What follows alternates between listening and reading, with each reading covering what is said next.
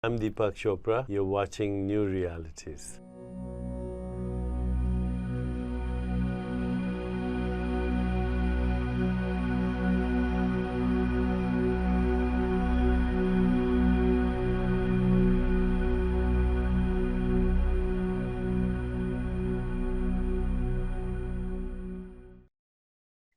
Welcome to another exciting show with my good friends, Drs. JJ and Desiree Hurtak, and some old friends, Tonia Madenford, Frank Jacobs, and some experts in many, many fields, Dieter Burrows and Vera Brandes.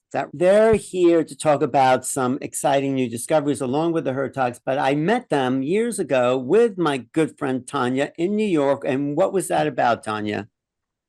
Well, we did this fantastic movie called Solar Revolution. It was based on Dieter's work about how solar activity is directly connected to what's happening here on Earth, the electromagnetic field, rises and falls of civilization. Vera was one of our producers, and it was all based on Dieter's work. There was a inception of this film prior to then called Revolution 2012. Actually, Dieter had done a book. He's also a best-selling author in the German region. And so we came out to New York City, thanks to you, Alan. And of course, Frank Jacob was co-directing this film and producing that with myself. And we were so happy to be able to bring that film to America and share it with the US audience. And of course, for you, Alan, bringing us into New York.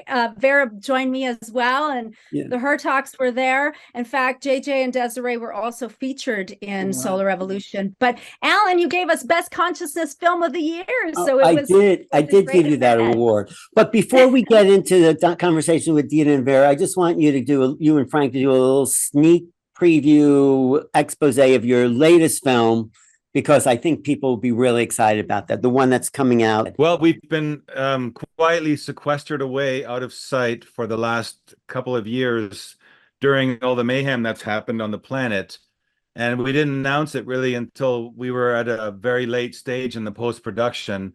But Tonia and I have been working together we're on the post-production on the conversion of a book that's out there known as the Extraterrestrial Species Almanac, and adapting it to the screen in what is now a new kind of, I guess you'd say, a new form of documentary, as some people that have seen the early screenings are calling it.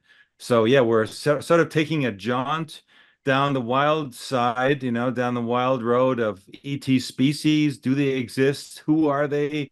Where are they from? What do they look like? And trying to make it as entertaining as possible. Great. And we're going to be the first film, I think. We actually showcase real images, real photographs of some extraterrestrials. So that's going to be quite exciting. And we just got accepted to do a sneak preview at Contact in the Desert this June. Very exciting. I know you're going to be there, Alan. We have JJ and Desiree are going to be on the filmmaker panel. And we'll have some really great others with us. JJ and Desiree, why don't you introduce the topic of sound technologies? Yes. Well, first of all, we are social scientists, musicologists.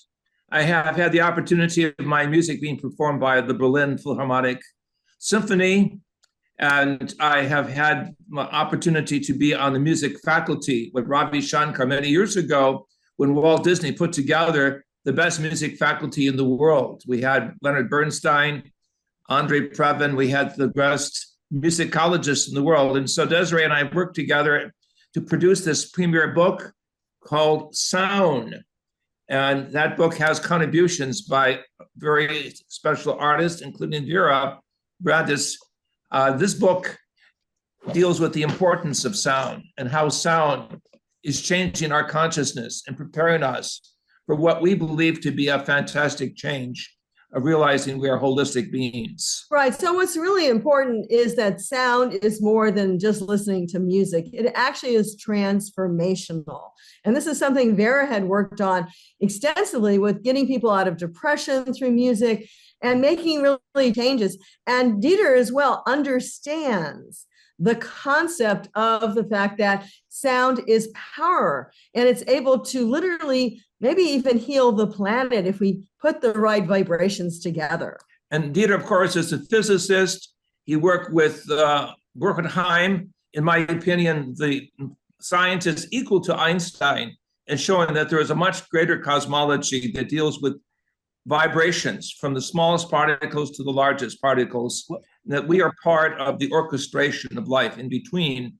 And so let us turn the conversation over to Dieter and Vera, because they have contributed so much. Yeah, I want to know both- Vera's contribution to the sound book and talk about what their whole vision of sound technology can bring into the future. So, Is that Vera, for her part, was involved in music much before I even met Dieter, or Vera even met Dieter. She was working in the area of this thing called the Mozart effect, which describes how music has these properties, these qualities which change your consciousness, which can affect your not only your mood, but in Vera's case, she was also pioneering technology which would help to, if I'm not mistaken, remove or linder the need for pain medication, because music has the ability to stimulate endorphins, or things in the body that help to overcome the need for massive amounts of pain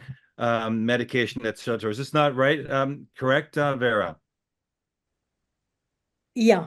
I have been a record producer for many, many years, and an independent record label owner, very closely associated with Blue Note Records on the American end of things for many years, a concert and festival promoter. Actually, this year, film will be premiered that is made about an event I was responsible for 50 years ago with Keith Jarrett playing at the Cologne Opera. The film is called The Girl from Köln. So it's a film about Vera Brandes and the story of the Köln concert, a big major production feature film. With many very famous German actors. So that is a tiny part of my life in music, because I was a serial entrepreneur in the music industry before. I dropped everything and went back to school. That's the way I met Dieter, because in my third academic training, I became a Master of Science in Information and Energy Medicine, and Dieter was my professor.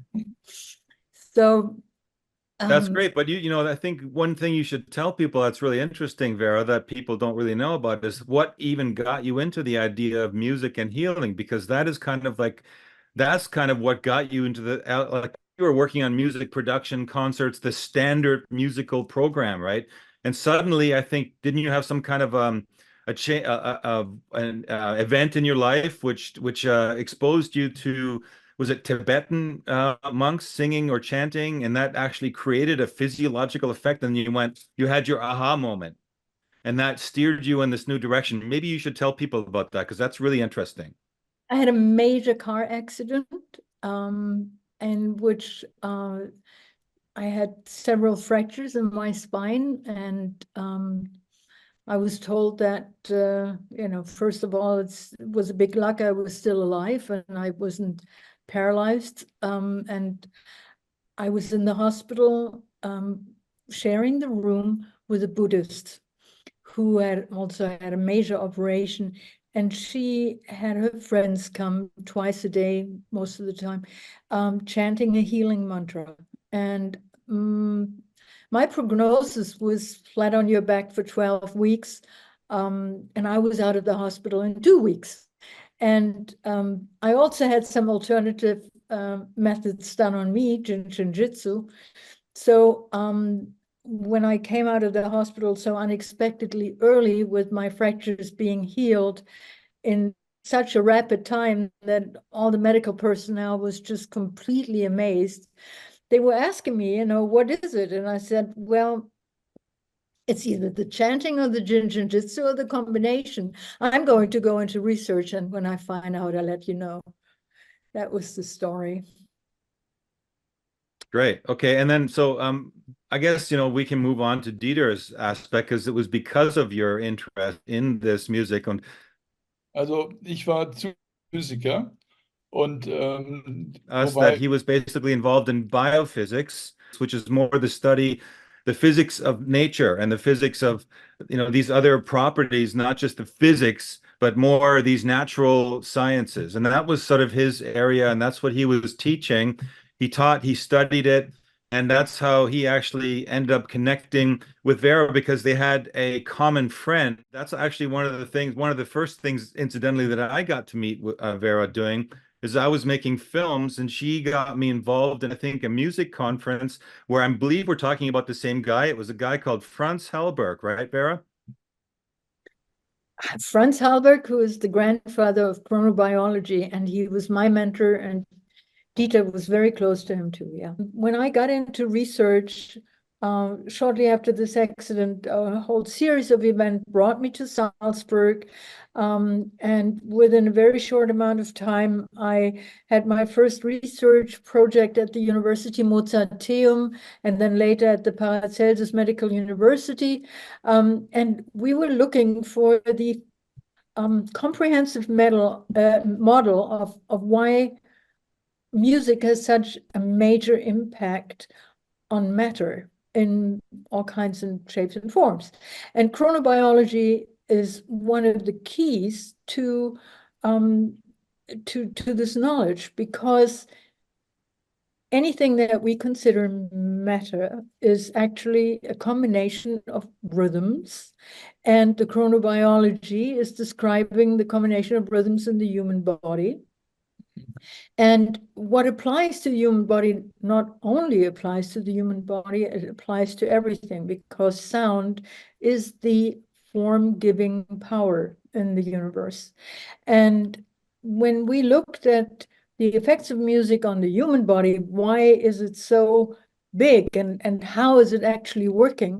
It's a synchronization effect between music and the human body and the human brain waves also, but it's also the other way around. It is that the conglomerate of rhythms that each one of us is, with its own individual signature, has a correspondence in the area of music. So we could consider every human being, with all aspects of its being, to be a comprehensive musical composition. So music really is kind of the meta language of matter, of living matter, and actually everything is living matter. There is not such a thing as not living matter. So, and the chronobiology is the science in which you can use to see how the levels are corresponding with each other and reflecting each other, and why it can be that sound is the form-giving power. ja, dieser Fachbereich Chronobiologie ist eigentlich ein Bereich, der nur von zwei. So Dieter was telling us that his particular interest with respect to this gentleman called Franz Hellberg, who's kind of like the grandfather of something called chronobiology, was that, it's really what Dieter was calling it is kind of like the king's discipline of medicine, because it studies so many different elements of a person's biology, and chronobiology has a lot to do with systems. And two of the areas, two of the main groups that were studying this were, on the one hand, NASA, and on the other hand, the Soviet cosmonaut program. They were the two groups that were probably the most invested, because they are the people that first noticed the effects of chronobiology on astronauts that are outside of the envelope of the Earth's magnetosphere. And so this whole thing evolved, and that was kind of like Dieter's real pet interest. And he had the chance of working with guys like Yuri Gagarin. I think, JJ, you know that name as well. Right. And that was kind of what led into that direction. So maybe you want to jump in here a little bit, JJ. Well, we had the opportunity to work with Russian scientists in biophysics at Novosibirsk in Russia. Professor Vail Kosnyshev, who was the top cosmologist, began his work by studying the musical and the vibratory field on the human system. We had the opportunity also to work with, from the NASA side, American scientists like Susan Alexander was involved with the music of DNA because they wanted to test the resilience of the American astronauts, like the Russians, the Soviet cosmonauts in outer space.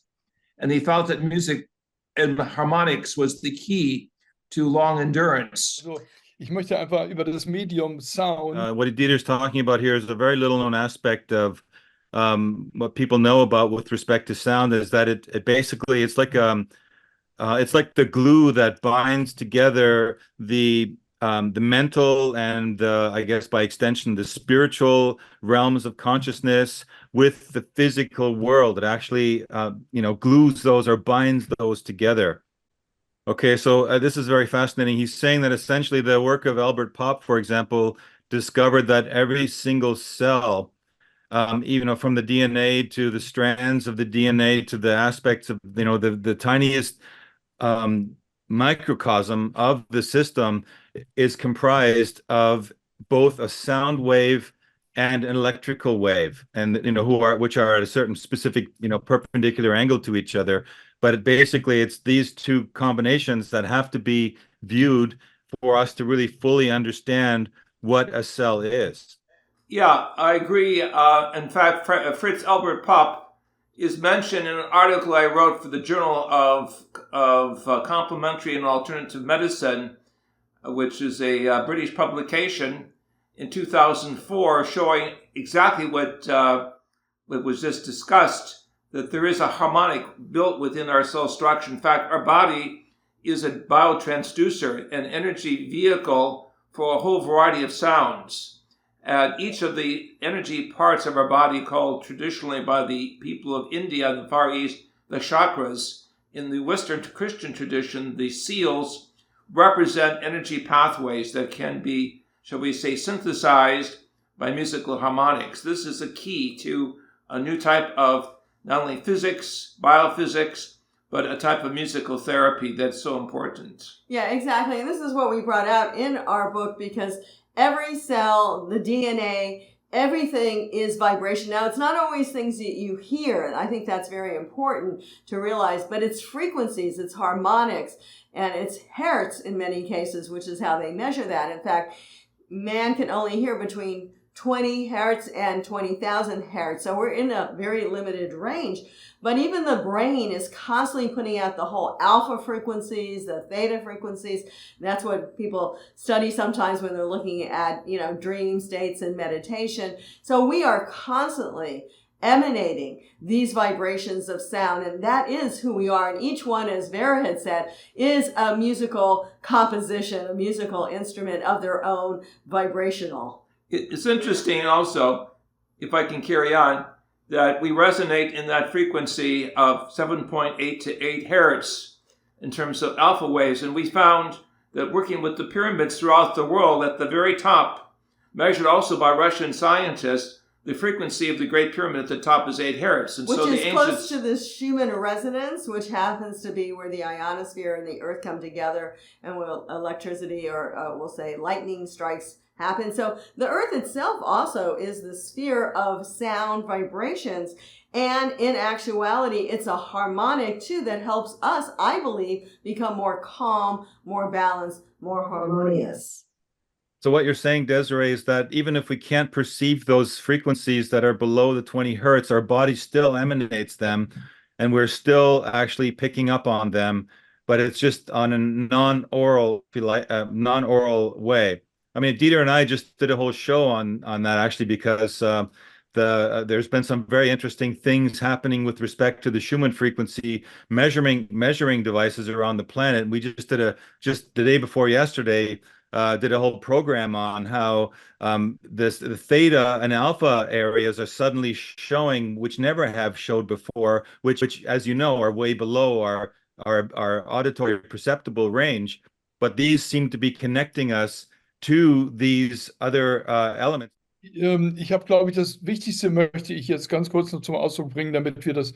Desiree, what Dieter's talking about here is what he thinks is like kind of the prime and most important thing for people to understand is that, and you were mentioning the key word here was biotransducer, and because a transducer is a carrier And when you have in the world around us, we have information via picture, via sound, via obviously with computers and internet and data transmission. These are all sources of energy that are operating in a certain frequency range that are traveling on carriers.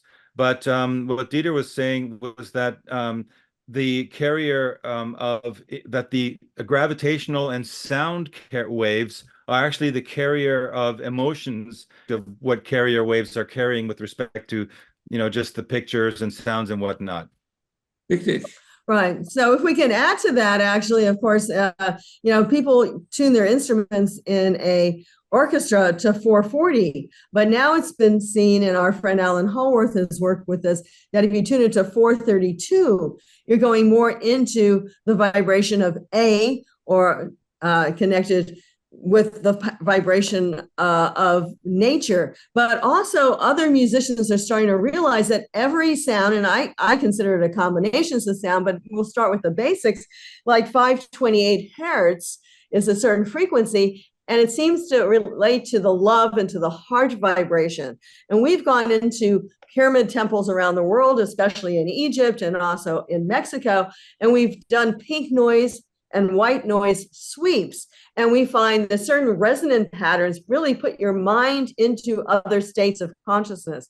And having experiences even in the Great Pyramid, where those vibrations from doing certain singing and mantras, literally the walls drop away or light can be seen. You can literally transform reality and nature by certain sound frequencies. And that's really Dieter's really heartful understanding of what he wants to do to help the planet, to come out with a certain harmonic vibration that we can use for peace, for harmony, and for greater understanding. This is the new physics of consciousness, that there is a vibratory system within our body, particularly activated by the right hemisphere of the brain, that when we activate the right hemisphere, it seems that there's a higher multidimensional side of life that comes alive.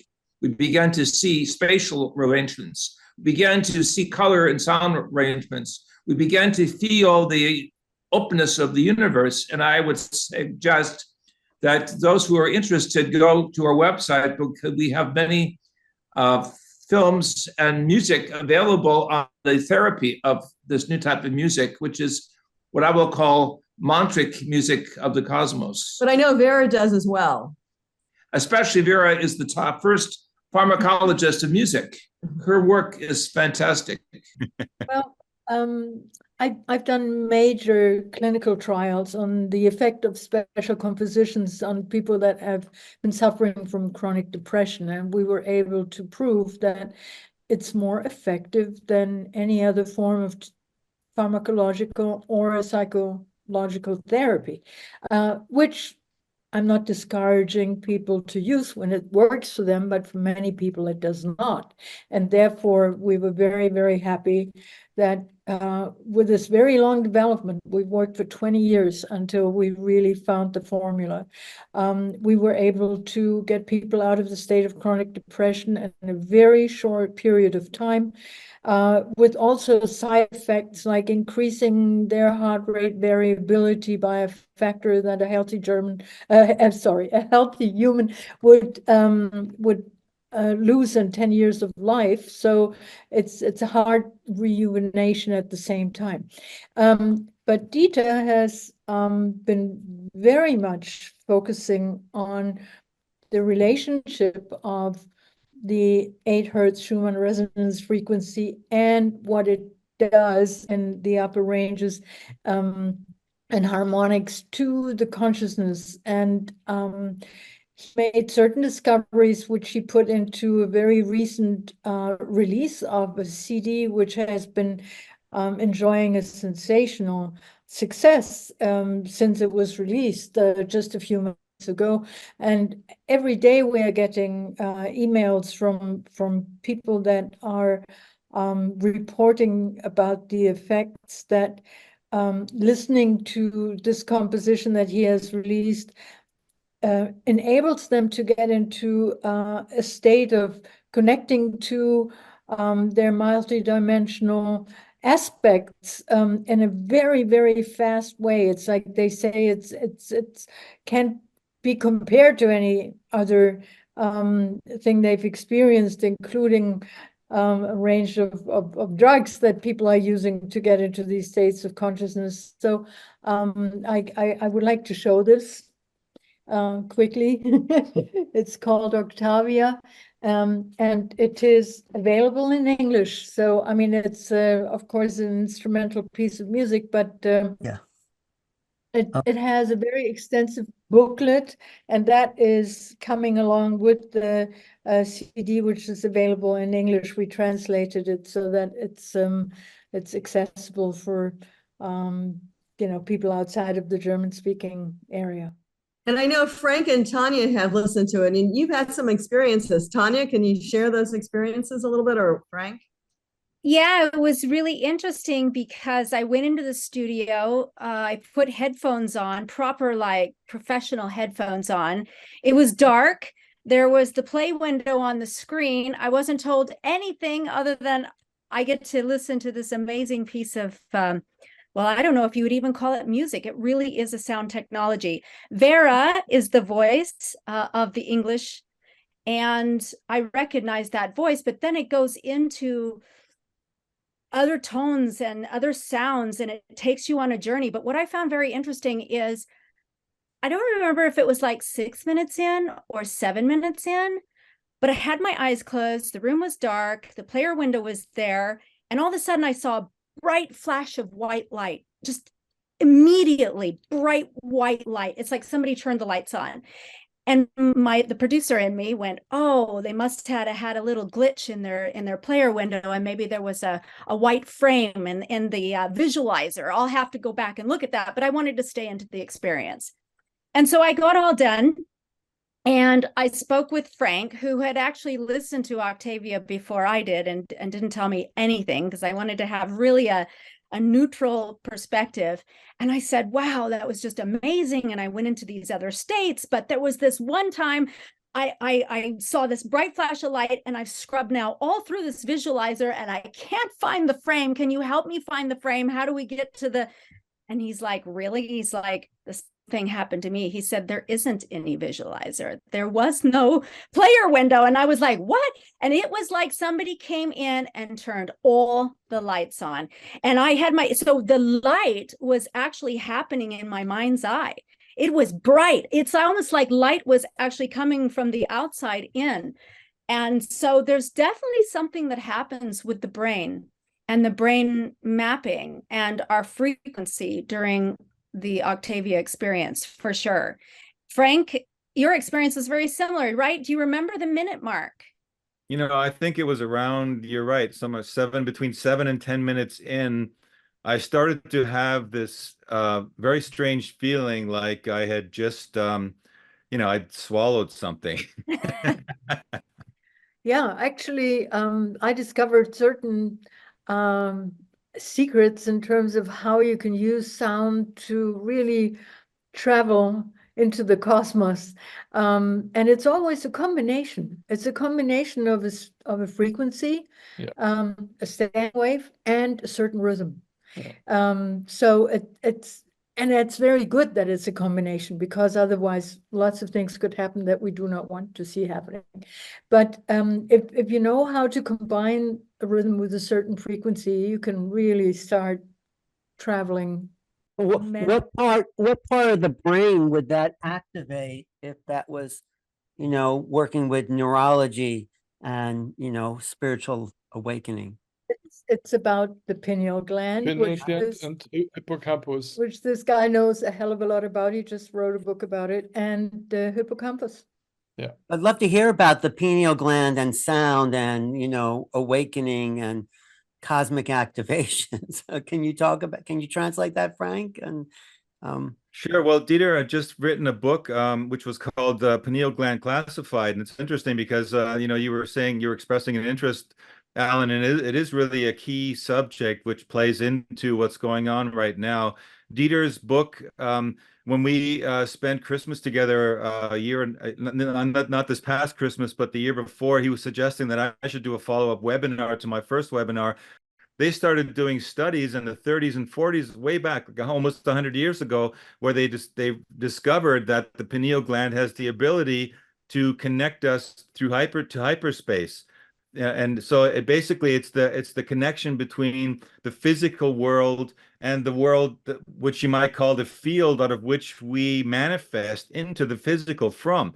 And Dieter's whole book talks about the mechanism behind the ability of the pineal gland to tap into this other dimension, literally, and then bring this dimension closer via another part of the brain, which is called the hippocampus, which is responsible for generating pictures and also storing of memories and associative memory in the brain. So those two working together are kind of what allow us to map out not only the connection between what we experience in the physical world, where then our daily experiences, memories, emotions, and feelings are converted by the hippocampus and stored within the cerebral cortex. But this then is then transmitted to the pineal gland, which carries it back to our source code. And then there's this communication. So my webinar, Inner Looking Glass, is about that. And Dieter did a webinar as well, which goes much more into the exercises and things that you can do to activate the connection between your pineal gland, and in order with a purpose. And the goal, of course, is to making you much more aware of your source code, for lack of a better word. But Vera's saying that there's a certain sound frequency that will activate the pineal. Yes. And yes, Octavia, what does that which sound, she held Vera? up. Well, this is what she's showing in that when she held up that Octavia thing. This is sound technology, which also Tonia was describing. It's actually a way for us to balance and to create. I think the claim that impressed me the most with when Dieter brought this technology forward was he said it was creating a standing wave in the middle of your brain. And a standing wave, as we know, the standing wave is something that is essentially tying into the wave structure of matter. Standing waves are the intersection point between hyperspace and physical matter. Octavia is not like a meditation. This is something completely different. It's really a technology, and it puts you in another state. It's really difficult to explain. There are aspects of it where you actually hear ocean waves, but it's not something that you listen to listen to pleasant music. It is absolutely a technology, and it's definitely doing something to your frequency, your vibration, the mapping, I think, of the brain waves. And it puts you in these altered states that allows you then to connect in a different way. I think we've all been subjected to so much interference here on Earth and everything around us. And I think that Octavia has managed to create like this magic in a bottle where you can listen to it and it's really putting you right there. And I think everyone's having different experiences. I think it's hear that. with everyone. Can we all hear it? Well, you have to have a really good headset. I sent you a list of headsets because you need to have a headset that goes all the way down to 8 hertz, even though it's not in the range of what humans can really perceive, but the effect is there no matter what. Wow. And that's very, very important. So, what the feedback we're getting confirms is that when therapists are prescribing that to people that have all kinds of mental, emotional disorders, it seems to reconnect the mind to the soul. And wow. Amazing. That I think is really because, I mean, when we look at what has happened to the planet in the past few years, really what is going on is the general attempt to disconnect our physical avatar that is running around on the surface of this planet to our cosmic aspects and our multidimensional existence. I mean, we have to look at things from the other way around. I mean, we all know we are more than our bodies, and we are more than our minds and our intellect. We are beings that have chosen the existence on this planet. For everybody has its own reason to incarnate on this planet and to go for this experience. But when we lose that inherent knowledge, then we become objects, and that's not what we should allow to happen. So we should use anything we can to maintain that connection. And music is the most powerful thing. I would say this is the reason the ancients show this in all of the great pyramids that we have measured with musicologists, professional musicologists. There was an 8 hertz resonance at the top of the pyramids. We did this in Egypt, we did this in Mexico, we did this historically even in China with the great pyramids that were there. So the historic cultures have shown us that the pyramid is a symbol of the higher mind, the connection of the left and the right hemisphere with the pineal gland, and the symbols of ancient Christian and Buddhist culture show these remarkable auras, sometimes even in triangular shapes, showing that we have a third brain, which is the synthesis of the 2 hemispheres.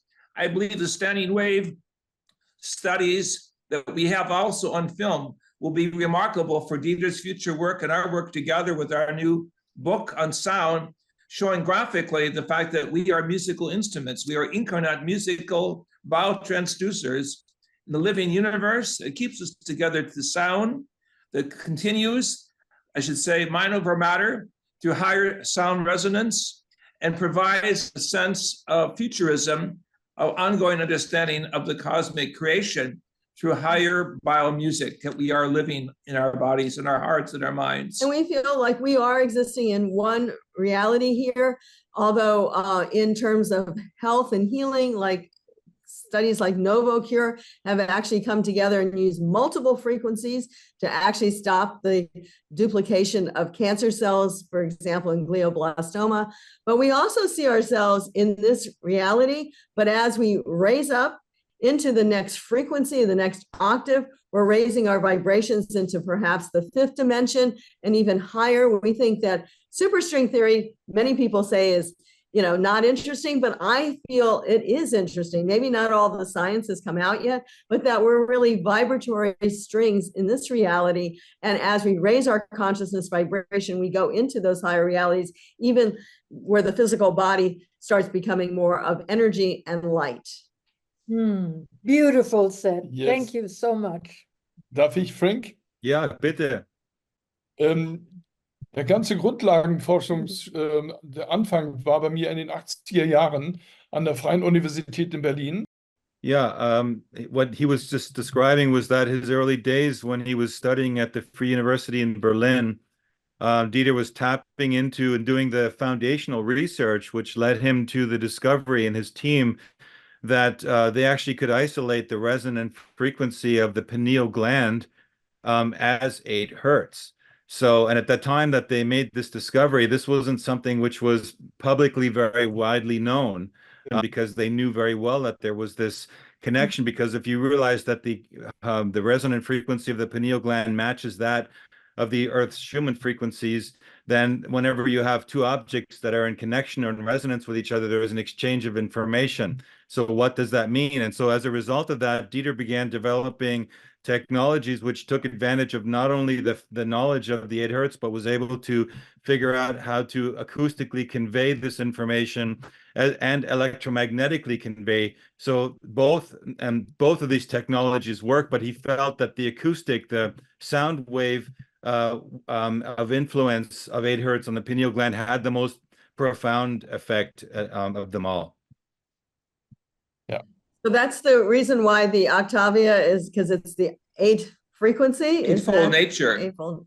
Yes, that's it. Exactly. It helps, like what Vera was saying, was it's helping us to, it's a technology which is helping us to unlock these other abilities that we have, because it connects us to our multidimensional existence. Because people are so caught up and fixated on this 3D world, they forget that we actually have subtle bodies that extend out into the space that we don't see, that's invisible around us. They're calling it now the wide body area network, as there's a certain branch of science which understands that that exists. In fact, there's even petitions to stop them manipulating that, because it's really kind of a diabolical subject, because we're living in this time now where there's this push for transhumanism, and yet, what Vera is saying, what Dieter is saying, is that there's technology, and you too as well, is that there's technologies which will help us to tap into and enhance our physical bodies and our multidimensional existence, and be able to tap into abilities which would bypass the need for us to to end up in this transhumanist artificial world that's steered and controlled by artificial intelligence. Well, what I'm getting from this conversation, though, is also the fact that we think of sound as pretty much this dimension, but there's probably dimensional doorways that sound opens. Maybe that's what the Mayans and the Egyptians knew, but sound is of other frequencies, other dimensional realities, other even ET, extraterrestrial realms. They all have their own sound frequencies that is not of this vibrational universe, but be doorways into other universes as well. Is that too far out, Vera? No, not at all. It's a ticket. Well, talk about that. Talk about how you see that happening, or creating these doorways into as portals to physically move from one vibration to another. I mean, how would that happen? Well, I can't talk about leaving the realm of our planet, but I can tell you that our heart, the beat of our heart, has a subtle energy wave that travels 40,000 miles. So through our complex chronobiology, we are connected with each other. And the chronobiology of mothers and their children is the closest. I mean, we come out of her, of our mother's chronobiology. And we have this is how telepathy works.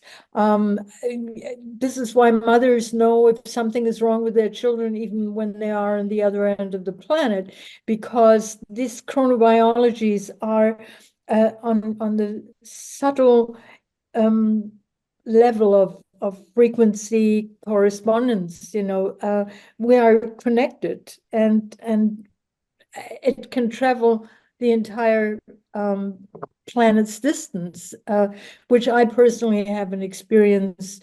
I had it with my mother when she had an accident. I was in America on the West Coast, and she was in the center of Europe, and I knew the minute something was wrong with her. And it works the other way around. She always knew when something was wrong with me. And parents, mothers are reporting on this, Wait, but so you just for a long time, yeah. You just said there's a science about technology that's a brand new field that I haven't heard people talk about before. The science of telepathic connections, or the field. I mean, is that new? It's new for me. Well, certain sounds in combination with certain rhythms are really acting like carrier frequencies. And they are carrier frequencies between humans that have this long range distance capacity of the whole planet's diameter. But I'm sure one day we will find out that it goes beyond the realm of our planet Earth, because there is no end of an acoustic frequency that can travel anywhere. So could they somehow be non-local? Could these frequencies? Well, that's Alan. I know we talk about, and you talk about, the consciousness field, but the consciousness field, even the global consciousness field versus the cosmic consciousness field, is vast. So how do you tune in to a particular person that's on the other side of the planet? I mean, it is in terms of numbers, in terms of mathematics, in terms of vibration. And it's interesting with even remote viewing, they can give you a number and you don't even know what that number represents, but it represents something that someone asked you to remote view, and you can pick up on that. I think it's the same thing. There's vibratory frequencies, there's mathematics that is part of this global field. And when we harmonize with that, we harmonize with those who have those number vibrations, those frequency vibrations. Right. Well, when we talk about opening a doorway with sounds, I mean, JJ is the epitome example of this. I mean, this was a doorway that was opened to another reality, another realm. The opening of the doorway was through sound vibrations, mantras that created the morphogenic field. And this we discussed in the Keys of Enoch. We've discussed this in many of our other books, The Over Self-Awakening. This is our collaboration with Dieter and Vera, because this is the new physics. The new physics all connects with the standing wave of vibration within our mind. And when we do this, we take this quantum leap. We don't have to go another 30 or 300 years of two-dimensional, three-dimensional work. We're already in the fifth dimension. And this is the exciting part of our collaboration. And we thank you for all of your contributions, especially what Frank and Tonia are doing with the film, because people need to see and participate in the next dimension in order to understand the future of humanity. We are being prepared to sonically or vibratorily speaking, take another jump.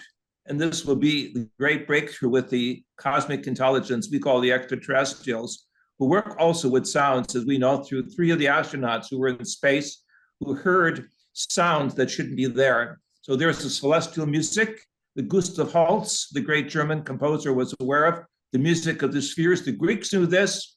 The Americans and Europeans momentarily forgot about this, but now it's coming back through this great research. And that door has to be a frequency, a mantra that we begin to express daily, actively, with focus and purpose. And just to also say about the Mozart effect, we mentioned at the very beginning, actually the governor of Georgia for a while he was governor was giving every newborn child coming out of the hospital Mozart music. I mean, it came from the hospital because they felt that listening to that music actually activated the neurons in the brain to make that network effect, to bring you more ideas and more awakening. So I thank you all for being able to join us in this understanding of how important music is in our lives and in helping the planet. We start with the idea of plants even singing, and now we know plants are also communicating with each other. That a study just came out with that. And even cows themselves, when they moo, are not just mooing for nothing. You can tell if they're hurting, if they need help, if they're in love. You can tell that we're all communicating with sound vibrations. I just have one more question about sound as far as technology. Is there anti-gravity capabilities with sound technologies like maybe the Egyptians used? I remember we have Dr. Hurtak was part of a movie called The Mystery of the Sphinx, and the whole idea was that sound frequency vibrations can raise blocks of stone. And I believe, of course, even though UFOs for the most part are silent, I think when they are starting to energize, they're using frequencies that's altering the magnetic electric field. But what are those practical frequencies? Maybe Dieter has a key to how we can actually do it. Ja, ich meine, die Forschungsergebnisse, ich weiß gar nicht, ob das Herr Hacker Dieter was war. describing how he was discussing a certain gentleman that was in Tibet in the 1920s that had drawings and brought back drawings that was showing us how the Tibetans, using certain musical instruments, had the ability to levitate massive, heavy objects, stones and whatnot. And the technology that seems to be behind this is that it's a combination always between pressure on the one hand and suction on the other hand.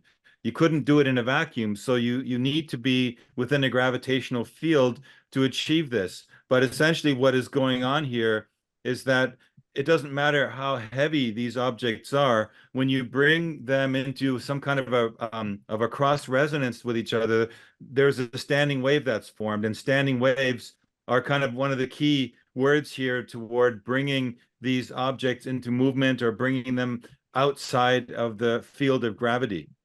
Yes, in fact, there was a great Latvian engineer, Edward Leitskalen, who came to Florida and was able to use his adoption of standing waves. And he actually created a small center of huge blocks that no one understands how he was able to do this with standing waves and gravitational wave modulations. Right, the area is called Coral Castle, and he was able to raise these huge, heavy blocks, and he actually had wires of copper wire all around, and he used special shoes, so no doubt he was using a certain frequency to raise these blocks because no single person and no one was there with him. People would just deliver the blocks to their front door. The next day, they would be up and standing, and he even has the very front door which spirals and turns around very quickly. Actually, that broke because this has been many, many, many years ago, and now they can't even get it to work again. That's how fantastic his energy technology was. And again, this is the fantastic aspect of why we need a new mind, a new perspective, which you,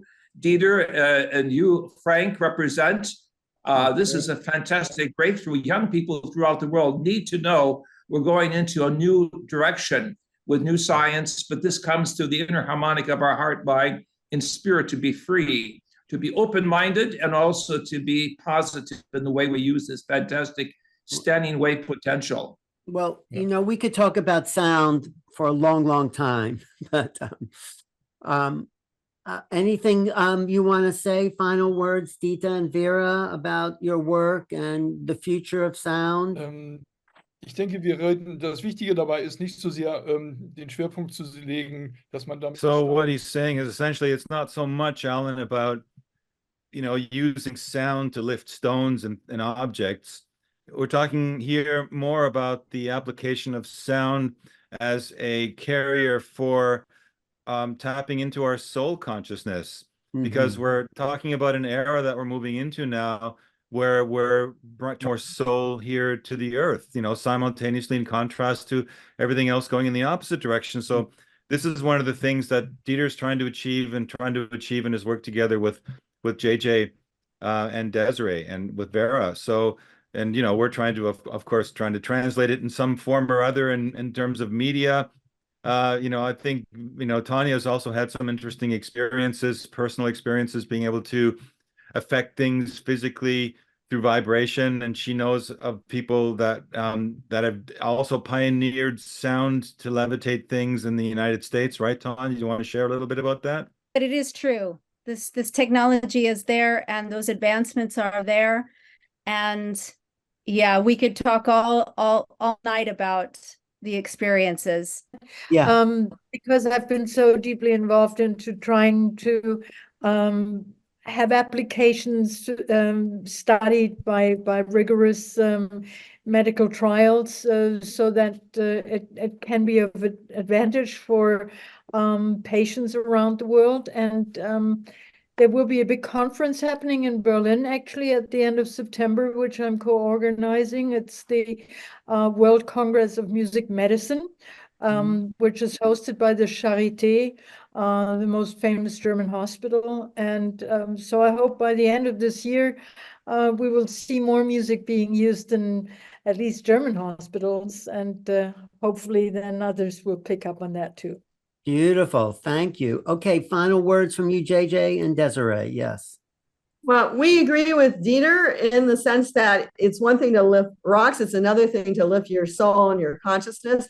And we've gone to ancient temples around the world and used certain sacred expressions to reactivate that energy, because we believe they themselves are also corridors or portals of ascension. And also in the book itself, and of course the subtitle of it is Profound Experiences with Chanting, Toning, Music, and Healing Frequencies. But we also close with the traditional mantras for the 7 chakras. In Sanskrit, in Greek, in Hebrew, all of the ancient languages that are very important. And to, again, affirm what Dieter just said, we are going into a whole new direction of human civilization. We can go backwards or forwards. If we go forwards, we will achieve what I believe, and the Keys of Enoch talk about this, Lichtmensch, light humanity.